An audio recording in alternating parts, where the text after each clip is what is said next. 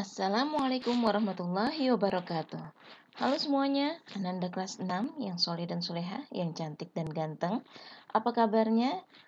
Hari ini kita kembali bertemu di pembelajaran tematik. Ya, kali ini kita akan membahas tematik muatan bahasa Indonesia. Oke, baik, mari kita awali dengan membaca basmalah terlebih dahulu sebelum kita memulai pembelajaran. Bismillahirrahmanirrahim. Oke, baik, Nak. Sebelum kita masuk ke pembelajaran, kalian boleh siapkan buku pelajaran kalian, buku tematik 6A, dan kalian boleh buka halaman 72. Sudah ya? Oke, kalau sudah, kita lihat di sini bahasa Indonesia untuk tematik 6A atau tema 1 ini akan membahas dengan kompetensi dasar menyimpulkan informasi berdasarkan teks laporan hasil pengamatan yang didengar dan dibaca. Ya, dengan tujuan pembelajarannya yaitu kalian bisa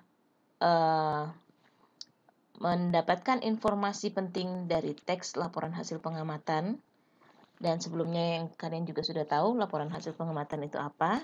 Kemudian kalian juga bisa memberikan kesimpulan dari teks laporan hasil pengamatan. Oke, baik, kita mulai ya, kita lanjut. Nah, sebelum kita ke pembelajaran hari ini, kita review kembali yang kemarin di subtema 1 ya. Sebelum membuat laporan, ada beberapa tahapan yang harus kalian lakukan. Yang pertama, harus menentukan dulu objek pengamatannya. Ya, yang kedua, menentukan tujuan pengamatan. Yang ketiga, melakukan pengamatan atau wawancara atau penelitian pustaka. Ya, melakukan pengamatan atau investigasi, kemudian wawancara jika diperlukan, dan penelitian pustaka. Oke. Yang keempat, menyajikan hasil pengamatan dengan menuliskan dalam bentuk laporan. Nah, jika sudah selesai pengamatannya, kalian bisa menuliskannya dalam bentuk laporan, membuat laporan. Oke, lanjut ya. Oke, kalian buka halaman 72. Mohon maaf jika gambarnya agak ngeblur di sini. Tapi kalian bisa baca dari buku kalian dan bisa garis bawahi jika kalian menemukan hal-hal penting. Ya. Oke. Nah, pada pembelajaran ini kita akan belajar menemukan ide pokok dari sebuah laporan. Laporan merupakan salah satu dari bentuk karangan. Ya, ini yang sudah kalian ketahui ya sebelumnya. Nah, salah satu jenis laporan adalah laporan hasil percobaan. Laporan hasil percobaan berisi uraian mengenai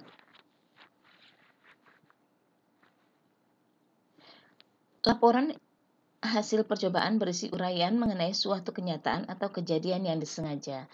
Nah, laporan ini bersifat ilmiah serta disajikan dengan kalimat yang lugas dan resmi. Apa sih laporan yang bersifat ilmiah? Yang seperti apa? Laporan yang bersifat ilmiah ini adalah yang berdasarkan data dan fakta yang ada. Ya, jadi ini benar-benar nyata dan benar-benar ada kejadiannya. Bukan laporan yang bersifat karangan, bukan cerita ya. Oke, itu ilmiah. Nah, data dan fakta yang disajikan di dalam laporan merupakan hasil percobaan. Contohnya nih, dalam pelajaran IPA, kamu diminta melakukan pengamatan tentang perkembangbiakan dengan cara setek batang. Nah, kamu diharuskan mencatat setiap kejadian yang kamu amati. Setelah melakukan kegiatan tersebut, kamu harus membuat laporan. Ya. Nah, oke. Sekarang, penyusunan laporan terdiri dari 5 tahap. Adapun penjelasannya adalah sebagai berikut.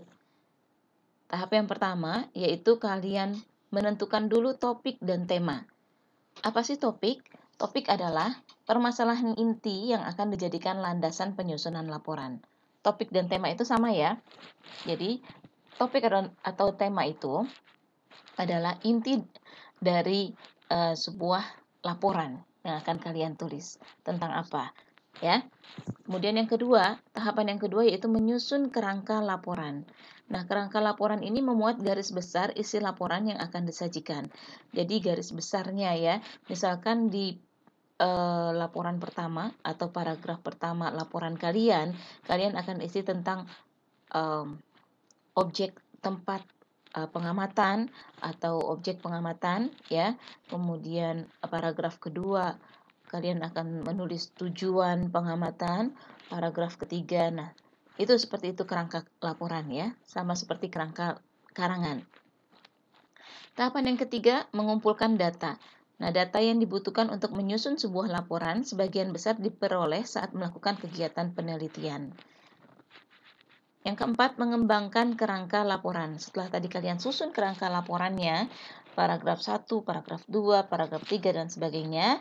Nah, kalian kembangkan lagi ya menjadi sebuah laporan yang utuh ya.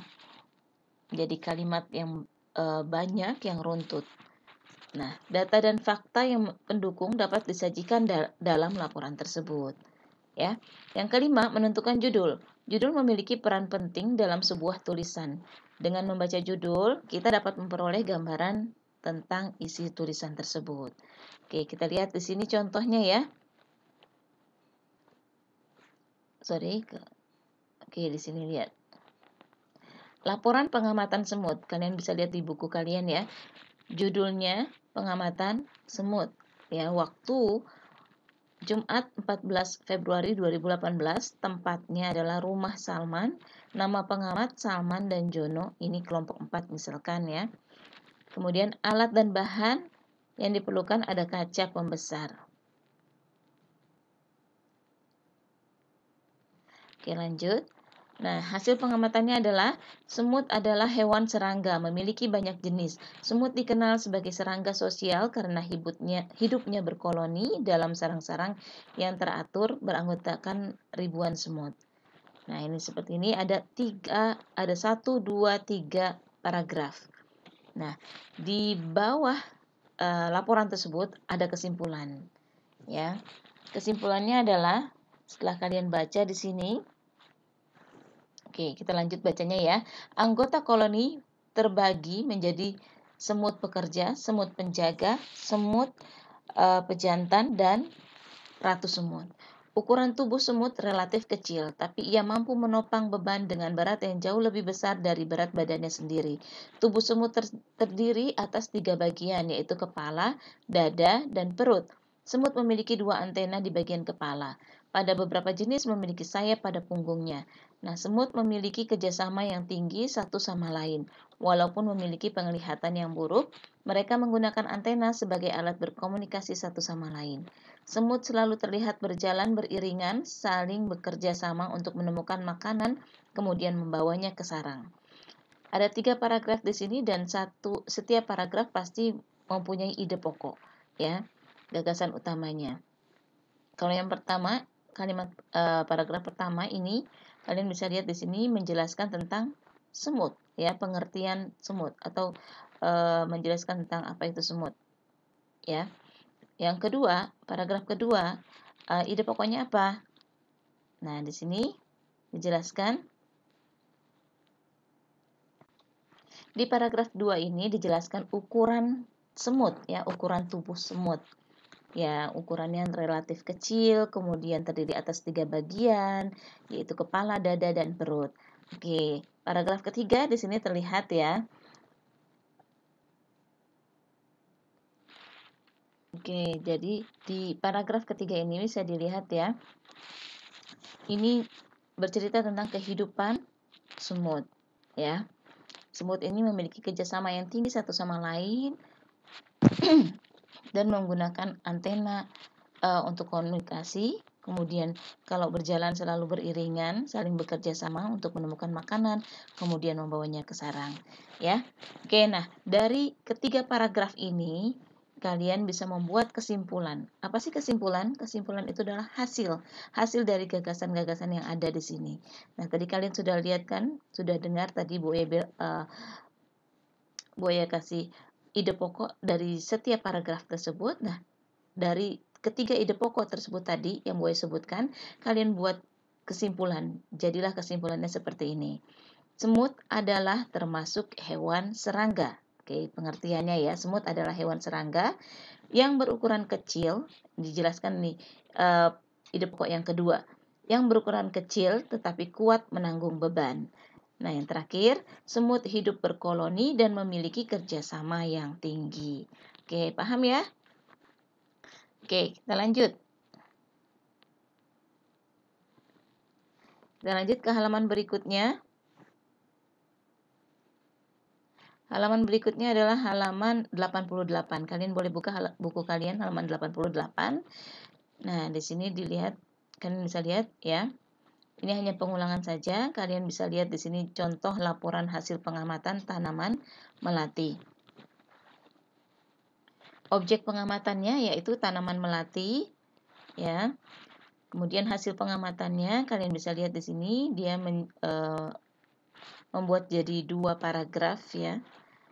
Nah, kalian bisa lihat contoh di sini menentukan ide pokok ya. Ide pokok apa yang kalian dapatkan dari teks laporan yang dibacakan tadi.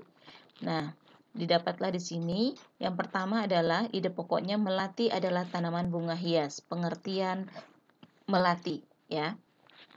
Kedua, yang dibahas di sini adalah ciri-ciri bunga melati. Kalian baca dan kalian amati lagi. Ya. Oke, kita lanjut. Nah, kita lanjut sekarang ke wawancara. Sebelumnya tadi disebutkan tahapan sebelum membuat laporan itu kalian perlu adakan pengamatan atau investigasi, kemudian perlu adanya wawancara jika diperlukan ya.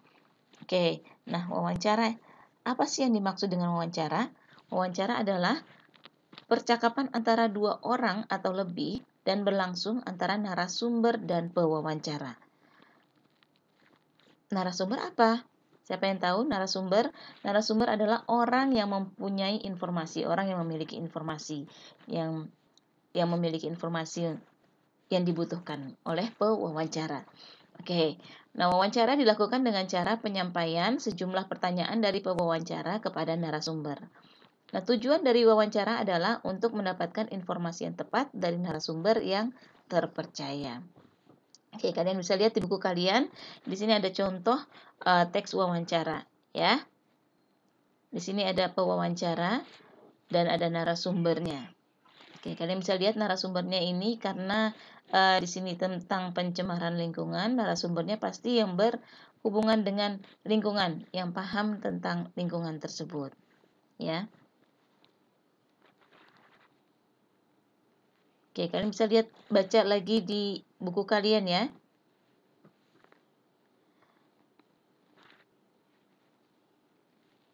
Oke, nah jika kalian sudah baca teks wawancara tersebut ya, ada beberapa informasi penting yang bisa kalian dapatkan dari teks wawancara yang dibacakan.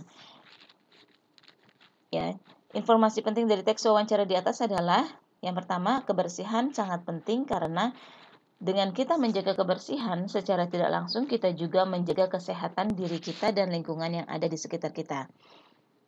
Yang kedua, informasi penting yang kedua dari teks wawancara tadi yaitu kesadaran siswa di sini terhadap kebersihan sekolah masih kurang memuaskan.